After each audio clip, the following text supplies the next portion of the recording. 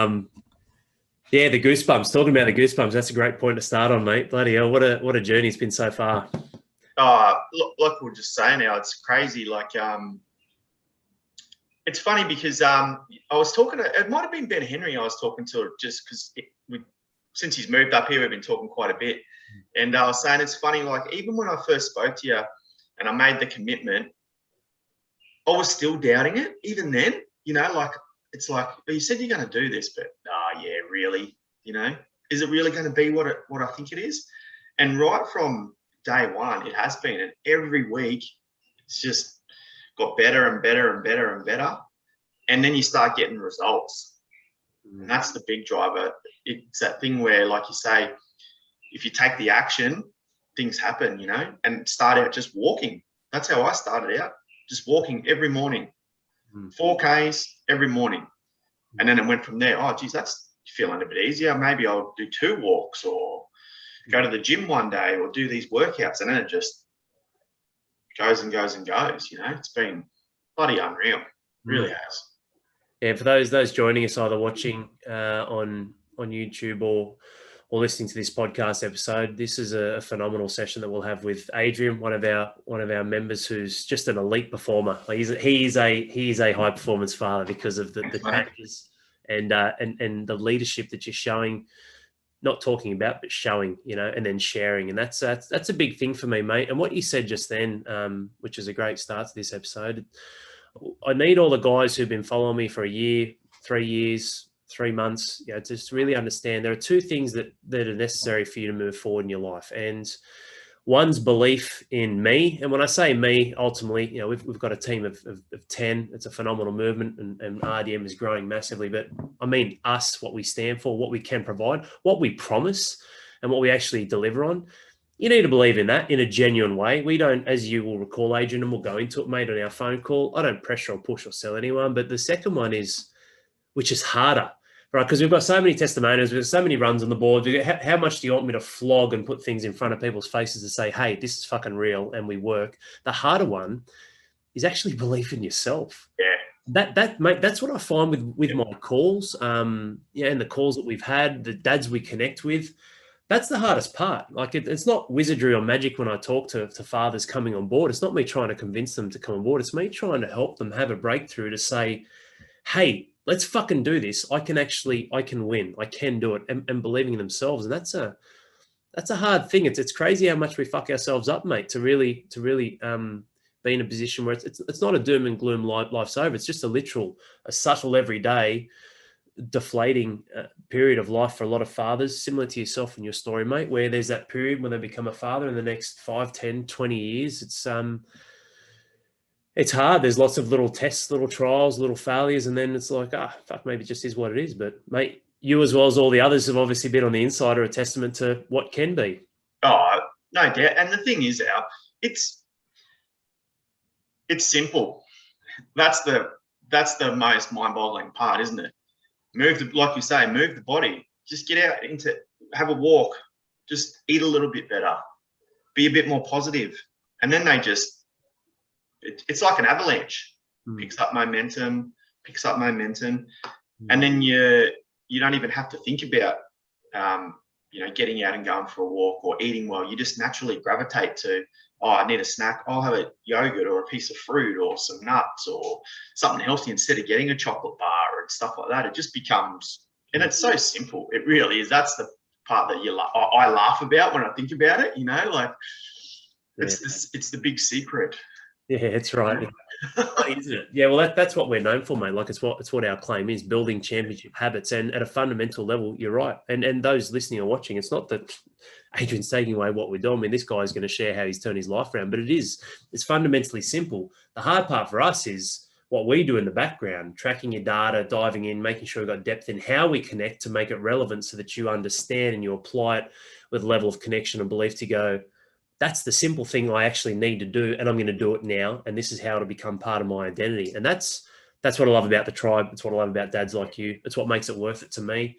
With all the critics and naysayers, it's like, nah, man, this is fucking legit. And where we're going, mate, there's no space yet, but we'll make it. We absolutely will make a space for it at this level. But our one's a little bit interesting now, our story, isn't it? Because whilst we do get referrals to come on the inside to this level, it's we obviously don't chase anyone. They have to be willing and ready, and a lot of the times it is through time with podcasts or obviously my paid advertising and things like that. But yours is a little bit different, mate. How did you find out through a friend first? Like, how did you actually start to get into the environment or the ecosystem of RDM? So how it actually came about was through another member, Matty Bennett. We've known each other for 25 years. He was actually a groomsman when I got married. That was 21 years ago. Wow. And I just noticed things coming up on his through Facebook, you know, just like, oh, Matty B's like this. And then I just started digging into it a little bit, and I saw what was happening with him, how he was, the mindset change was the biggest one. And he was just way more positive. And I knew that was something that I needed. So then that's when I just got to the point just before Christmas, I think it was actually, when I sent you the initial message about making the call, and that was it. So yeah, it was pretty different for it to be like that. But it's funny because I say to Matty, I know you're a pretty straight down the line guy. So if it's bullshit, you're not going to be involved. That's all I needed to know, because that's just how he is. And you know, I know his family and that sort of stuff too. So, and mate, like, he's an inspiration to me, like seeing the way he's changed for his kids. Like, it actually makes me emotional now when you see how he is with Lucy and his young fella Josh. Like, it's poles apart to how their life was, you know, 12 months ago, even 6 months ago.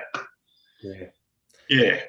Amazing, man. And it's you know, it's something you cannot even put a level of value or price or anything on seeing that, living that change. And I've brought up in a couple of podcasts, but I've got Lucy's letter here that Matty gave me from, and we did a podcast with I listened to that. It was really good. Which was great. But yeah, like, you know, when this 11-year-old girl is writing his change into such a positive person and turn me into the best person I can be, change my dad's life for the better. Like, it's like that's fucking unbelievable, man. Like, that sort of stuff, like, inspires me so much, and it's pretty awesome even thinking about that. I mean, I'm still connected with my best man from my wedding, but to have that journey together and then both of you guys being on the trial, awesome, mate. And now it spurs us along, you know. We're actually this Sunday we're going on a walk, doing another mountain walk, and a couple of boys from up north are even trying to come down,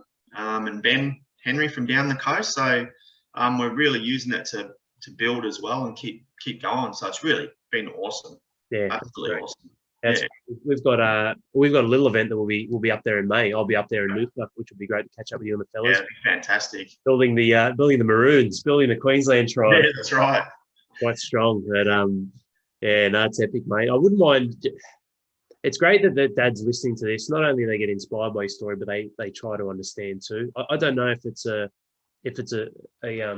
bit of a facade or something that they put up. If someone sees me and like, oh yeah, it's easy for you out because you're fit or you're strong or you know, or you're a little bit younger. I don't know. Like, there's stories we create, right? And this is why I love it. Don't just hear it from me. Hear it from everyone else. There's stories that guys can create, but I wouldn't mind just going back a little bit and trying to understand, like, what was wrong in life? Like, why was it bad? Why did you need something like this? And yeah, what was it like from then to obviously now?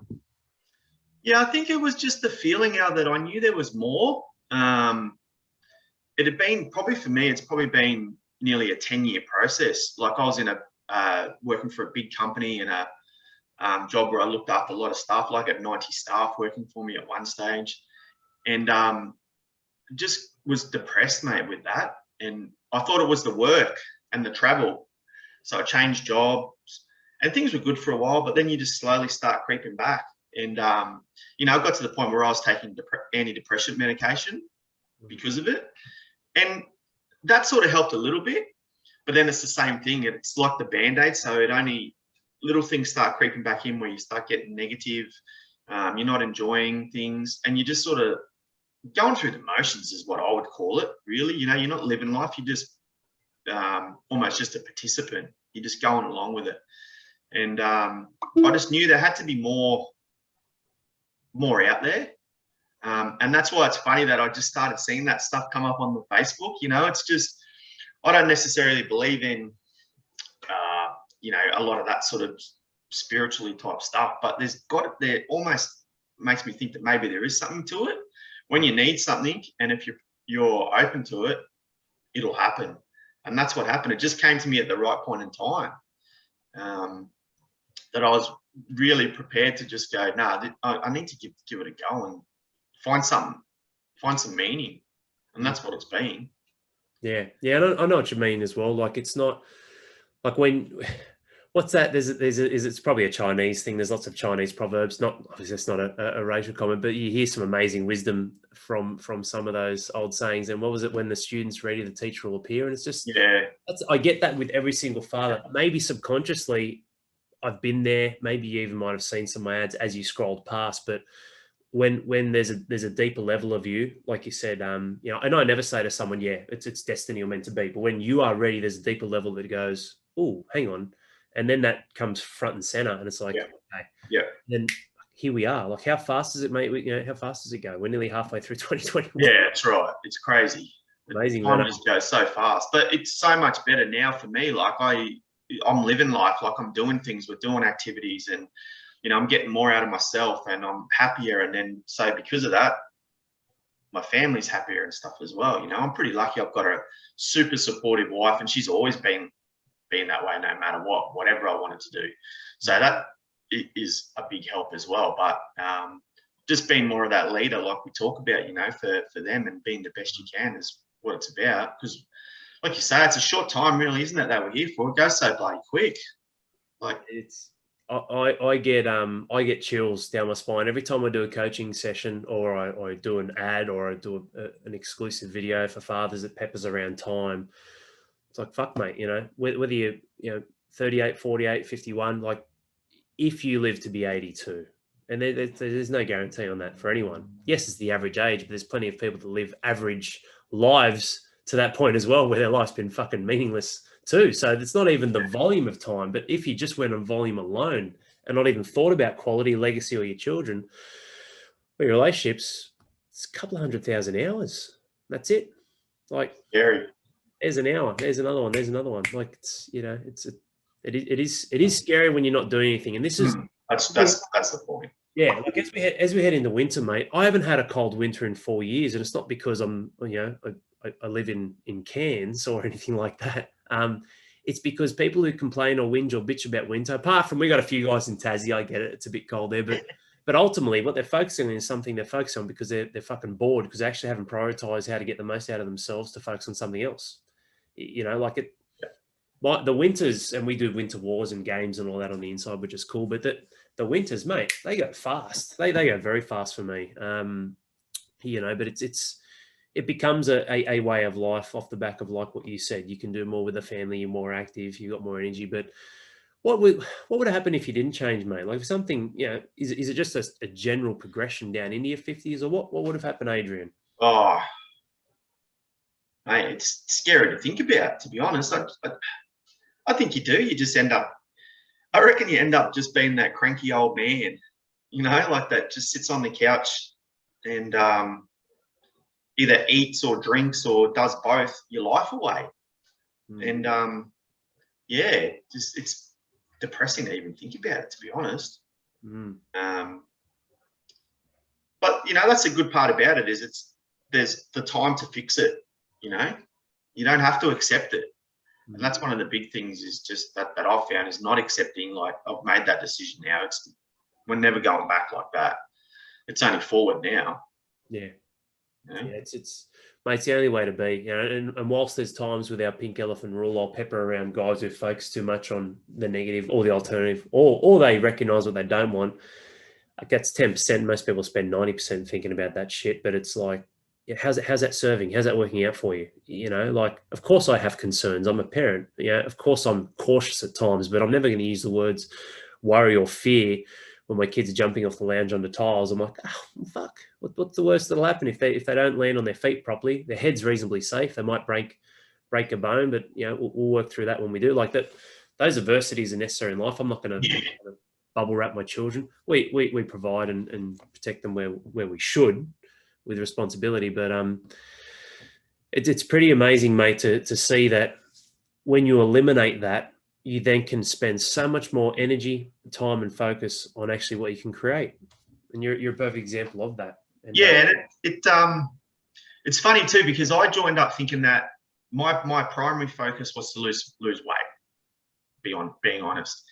And I've done that. Like, I've lost 15 kilos in just over 3 months, you know, and that's actually been through eating more than what I was eating, but better food. Yeah.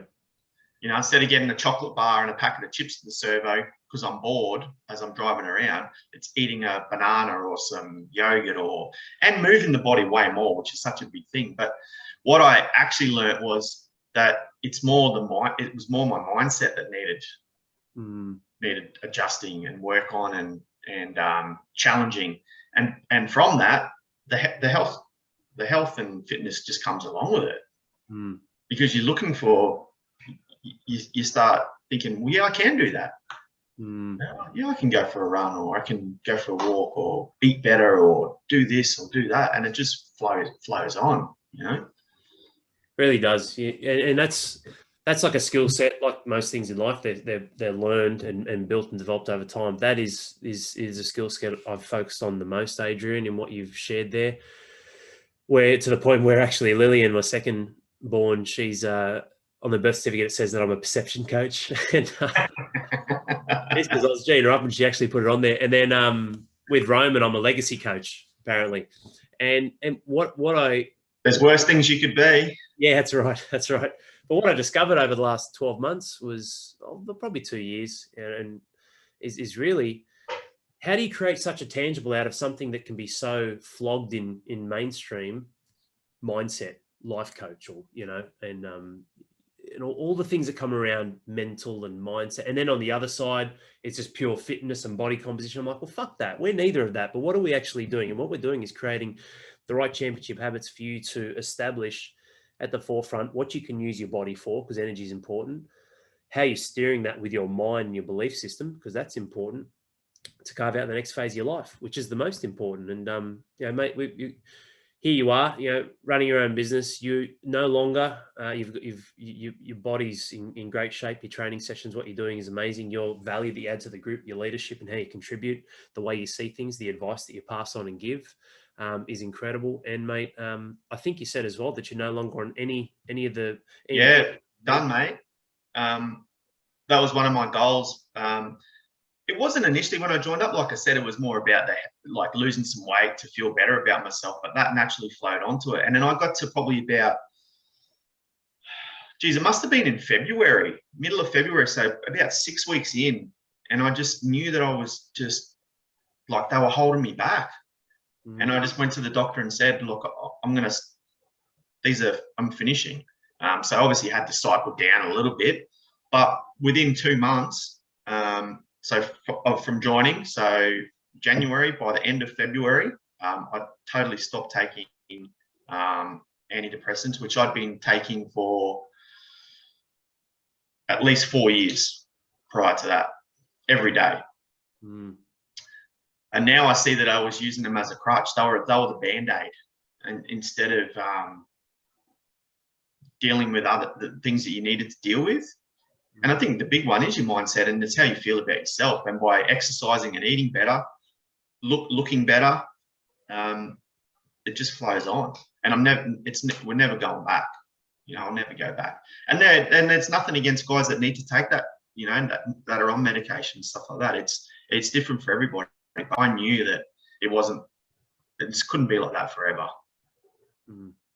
That's inspiring, man. And it's recognizing the actions that you take to break free from some of those crutches or hurdles that we all have in different ways. Yeah. But look, you haven't even been with us for 12 months, mate. Like, that's fucking amazing. You know, you should be really proud of yourself, and everything we've just listed and all the achievements, accomplishments. Like, A, how does that make you genuinely feel, man? And B, like, what are some specific things in your life now that are better? I know you've touched on things with family and whatnot, but like, how does a day in the life of Adrian look now compared to what he was and how he's feeling?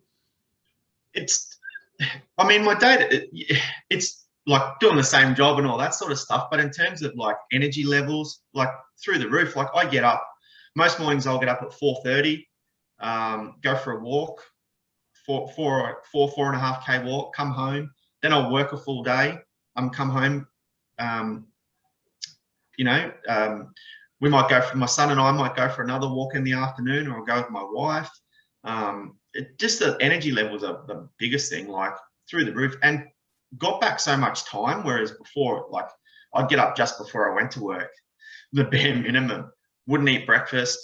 Then I'd be getting something shitty at a servo or something like that partway through the morning, so it's just been a whole change out.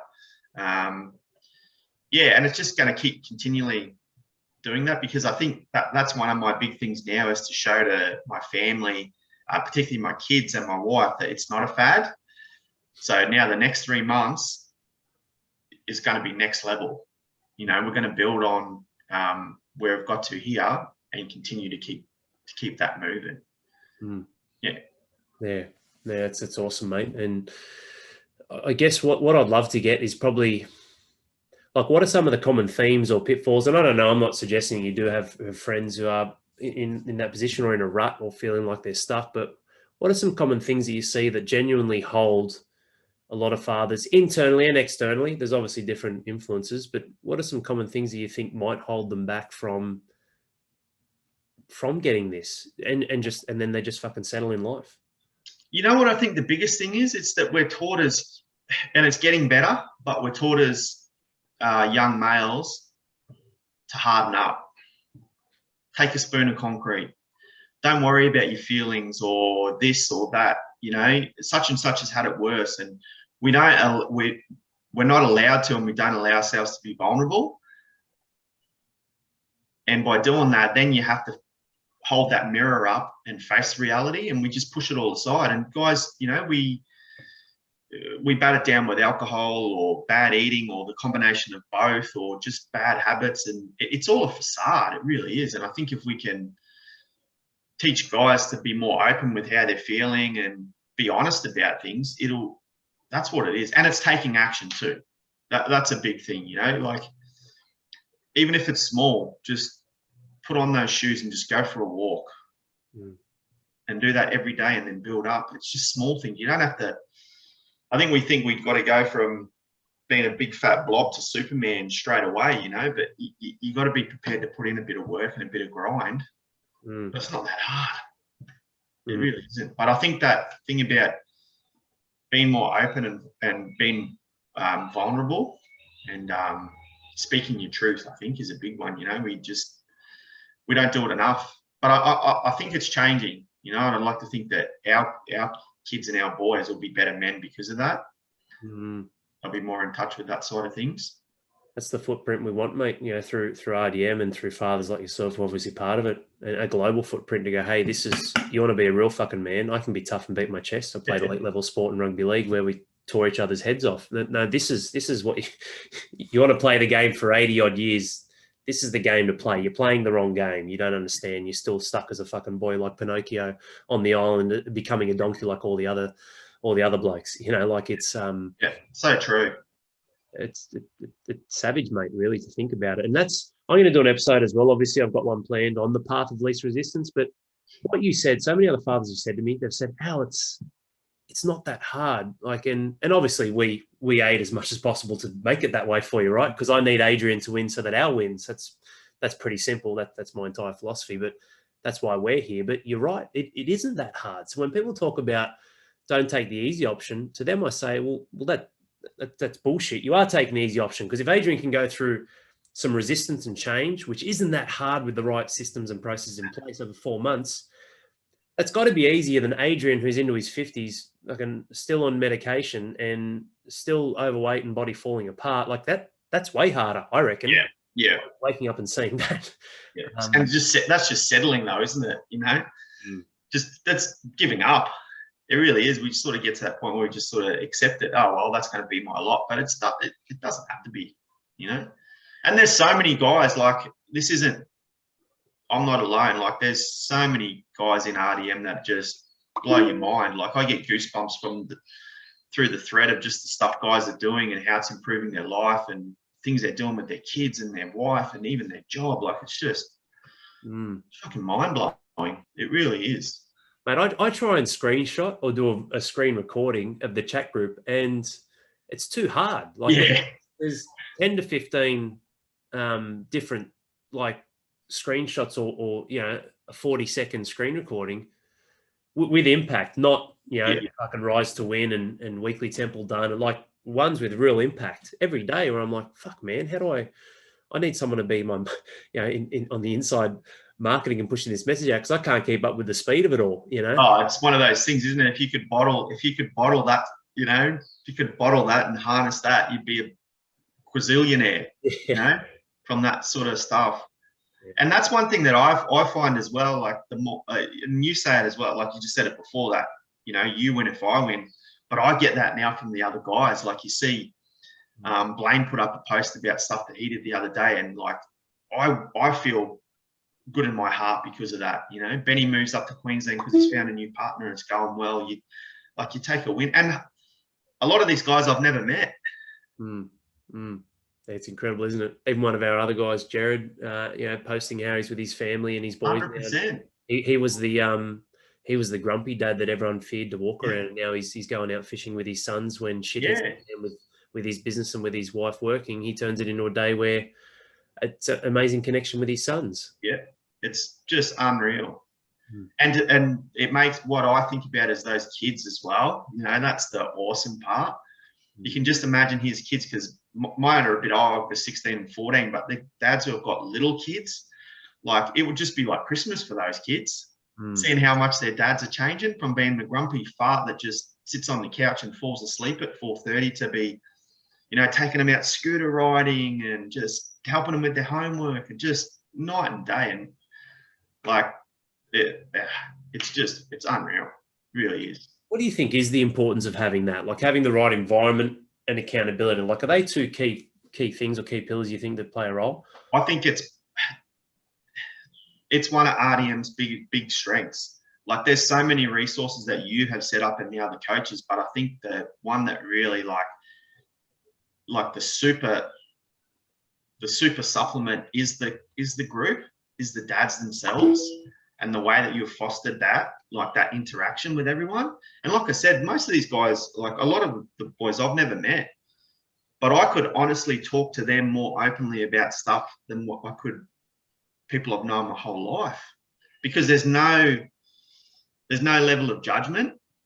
No one ever judges anybody for anything they say or how they're feeling or the actions they're taking. They just get supported. And that's a huge thing. That's a huge thing. Yeah, we saw that at Kosciuszko. Like, there were guys obviously from all over Australia, and most of them had never met before. Oh, mate, and it was just like, just pick up from yesterday. You know, like, it literally was like that. It was so easy. You know, that culture is hard to, like you said, foster, Adrian. It's been worth it. There's a lot of hard things I've had to go through on a personal level to establish that. A lot of initial perceived sacrifices and sacrifice of money to stand strong and say, hey, yes, this is for you. We can help you. Hey, this doesn't actually match up. I'm sorry. And it's not like, we're not hard asses, mate. It's not like I'm standing at the gate, but there is a process to understand that, yeah, what we do to create high performance fathers inside RDM can be for every dad, but the reality is it isn't. And that might be a sign for a father to look in the mirror, because it's got nothing to do with, I mean, you know, it's on them, right? It's got nothing to do with we can. Yeah. And if you come into the fold, so to speak, in a universal way with the rest of the tribe, adding value to the culture and the group, as well as on a specific personal level in how we help you with your own life, you can't lose, man. Like, it's just such a, like the days of me being the big motivational speaker and doing all these videos, which wasn't that long ago, but, you know, those days where I'd use charisma and words and energy and physical presence, because obviously a lot of what I do is online, but we have several catch-ups, like we mentioned earlier, to sway and influence people. It's like, man, I don't even need to do that anymore. It's like, this is what we do. This is what I love doing. This is the data. This is what we show, and fucking game over. The end. But what would be some advice for you, for a father who's listening to this, who's like, whether he's followed us for a little while or a long time, and this isn't for those, this isn't calling and saying, hey, join RDM, but just some advice to, like, what is the next step for these guys? They've hesitated, they haven't moved, life continues to spiral down, there's chaos, there's stress. Is it action? Is it not being alone in their own companies? It's something like, what advice would you give, mate, to those fathers who are sitting on the fence of creating a life-changing experience and just not pulling the trigger? I think the number one thing is they already know the answer because they've already started going down the path. So they already know that where they're going is a dead end. So they need to, you just got to take the action. They really do, you know. It's got, and I think it's putting value on yourself, Al. Like, you got to remember that you're worth investing in yourself. You know, not just for your family, but for yourself. Like, shit, you're entitled to have a good life as well. You know, and we think, oh yeah, do it all for the family, but you know, that's the thing that I think is if they're watching RDM and they've seen posts and they're sort of dipping their finger in, they know that they need to do something. And the thing is to just take action, whether it's sending you a message and booking a call just to see, or just doing something, going and buying a pair of shoes and going for a walk every day. Just don't settle, because the alternative is no alternative. Like, existing is not, we're not here to just exist, you know. We're here to, like we say, we're here to win. We're here to live a life. That's what I'd say to them. Yeah. Couldn't agree more, man. And all the habits books, all the courses, everything I've done, everything I've seen, everything I've coached through, everything I've gone through myself, either as an elite athlete, a father, or anything, mate, it comes down to, it is the small incremental shifts and the tiny habits that create the big changes. Like you said, even if if we inspired one dad today, even if you don't want to contact us, no worries. Buy a fucking pair of shoes and walk 3 times this week.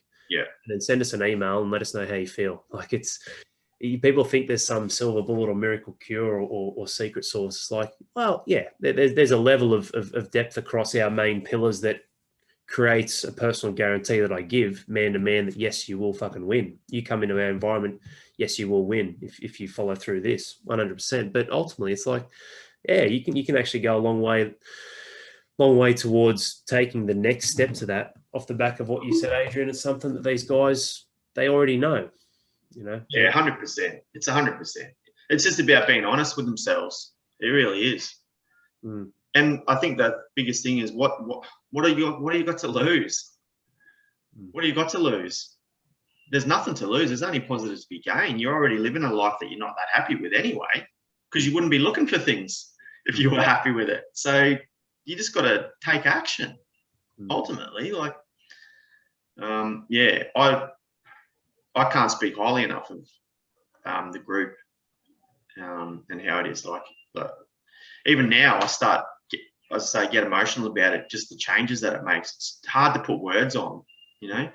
And yeah, and I think the biggest thing is it's such a good group of guys, like just absolute champions. Like, you know, it's that I'm not really from a big sporting background, but I know you are. But a common phrase that I've seen in sporting is it's a no dickhead policy. You know what I mean? Like the Swans were famous for that. Yeah. Now, when they were in their heyday, and that's what I feel like RDM is. It's the no dickhead policy. Like, all the egos get left at the door. We're all in here to be better and to support each other. And that's what it's about. That's the biggest thing you get out of it. Yeah. Yeah, 100%, man. And it's credit to dads like you, mate, that add to the tribe to create what it is, because it's not about just me or one person. Never is, never will be, you know, at any stage, regardless of how far our successes take us. You know, it is the tribe and all the other men and fathers who've contributed to it. And there's a really important thing you said to me, which I haven't thought about before, because I talk about self-value a lot, right? And that's what you said. So they don't value themselves. And I talk about that from a point of value yourself by starting doing things. But when they pay money, when they're paying me money, what they're doing is paying themselves and using me as the channel to value themselves to become a better fucking version. Like, it's very simple, man. Like, it's a simple exchange on them, you know. And that's a funny roadblock, because it's a story that could be created around something which is, you know, a piece of paper called fiat currency or it's the wife, or it's the time's not right, or it's winter, or there are all these stories that they get created where it's like, well, do you actually fucking love the man that you're looking at in the mirror? And what does that look like for you? Do you actually not like him to the point where you're actually going to self-sabotage and keep fucking him, pulling him down and fucking him up? Because that's what we see, man, from the guys who don't take that step. And no, mate, I don't judge them. Horses for courses. We keep moving forward, but it's a frustration to see that it's an illusion that doesn't need to exist, Adrian. And that's what makes it hard for me. I'm a very loving, empathetic man. You know that. The guys on the inside know that. I'm definitely not cold, but that's what makes it hard to stay connected to those who don't want to see, because it's a frustration, because it is an illusion that they are not enough or not worthy or they can't do it. Oh, it's so true. But like you say, you can't save anyone, can you? The horse to water, you can have all the resources and stuff, but if you're not prepared to take the action and make a commitment and just do something, it's not going to work. You can have everything you want, but if you're not prepared, it won't happen. You got to meet halfway at least, haven't you? Yeah, really. Absolutely. That's what we say, mate. We'll move mountains for you, but you got to meet us. You got to meet us halfway. And yeah, mate, what a journey so far. And I've loved sharing your story, mate. It's one I've wanted to do for a little while, actually, because you've had so much success exponentially every single month since this. Because of that, what you shared, the action you take, the leadership. But what's next? Anything specific on the horizons over the next 6 months, like little goals, targets, or something? We'll get to catch up soon in Noosa, which will be cool. Looking forward to that in May with meet some of the boys from North Queensland and stuff like that. So that'll be awesome. Mate, we've actually got a family trip coming up to Uluru with the Bennetts. That's in June, July school holidays. We're driving to Uluru, and that's a big goal. And the thing for me was to be in a good condition to be able to do walks and see this country and stuff like that. That's probably the next push, is just to keep going. I don't want to put any limitations, any ceiling on it. I just want to keep pushing along. Yeah, no, absolutely. And that's what you keep doing, mate. You keep turning up, and I can see that every week. There's just a slight change in Adrian, and then he keeps leveling up bit by bit, and then you look over and it's like, it's September, you're like, holy fuck, Al, I remember our podcast, mate, back in April. And that's right. Like it, mate, it's incredible to see. I see that. I look at like my first few podcasts, I'm like, and there's value in them. I'm not upplaying or downplaying myself. People have contacted me and gotten value, but I'm like, fuck, man, they were ordinary compared to what I could be doing now. But that's the beauty of the journey, right? It really... Well, that's exactly right, because that's the growth, isn't it? That's the growth that we're all looking for, that 1% each day, just doing a little bit more and getting a bit better and living life a bit more and loving life a bit more and being present with, enjoying things. Yeah, that's awesome. Yeah, it makes it all worth it, mate. That's yeah. And it's been great having you, mate. Was there anything else you wanted to add, Adrian, before we? No, mate. The only thing I'd like to say is just like I always try and say to you is thank you for the program that you're building and what you're doing for us as dads. I really admire it, and I respect the way that you guard the integrity of it. It could be very easy to sell out with stuff like this, because you're onto a winner. You're onto a winner, and you're keeping it. You're keeping to the spirit of it, which is awesome to see. And that's why I think you attract the no dickhead policy. Guys gravitate to it, which is really awesome. That'd be it, mate. Just I don't think people say that enough to you. So thanks. Cheers, Al. Thank you, Adrian. I appreciate it, mate. I really do. And mates, thank you for taking that step, because ultimately, when we look at this, none of this would ever be possible if the fathers weren't willing to take that step. Yeah, that's 100% true. Yeah, and just a big shout out to all the boys as well, all the dads, to you're doing it, and keep doing it. Yeah, I don't think I think as individuals we don't realize how inspiring we are, just in our small little sphere, but they're really, inside their family and other families by helping each other out. So keep at it, guys. Massive ripple effect. That's it. Hey, you're a legend, mate. Hope you guys enjoyed this episode, and yeah, it's charged me up for the rest of the afternoon, mate. What a great podcast, and yeah, we've got to pinch ourselves sometimes when we look at the gifts, not just the gift life is, but the opportunities that we actually have, and when we take them, it's like, well, fuck yeah, this can be, and it will, and it is, and you're a credit to exactly that, mate, and credit to you for taking that ownership. That's a big thing. Thanks, Al. Appreciate it, mate. Awesome, mate. Good stuff.